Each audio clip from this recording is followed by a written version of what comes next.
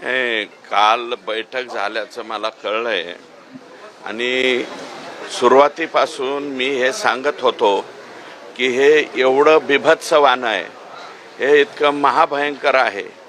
जल्लाद, राक्षस, हैवान या सगळ्याच्या पलीकडं ही घटना त्या ठिकाणी घडलेली आहे.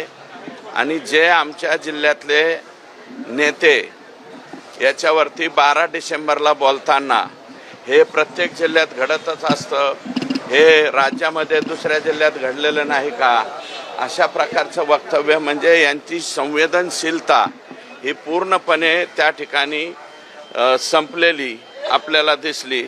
आणि आता चार्जशीट बाहेर आल्याच्या नंतर जे 16 डिसेंबरला माझं भाषण होतं त्या भाषणामधले हे सगळे मुद्दे त्या ठिकाणी तंतोतंत बाहेर आलेले आहेत.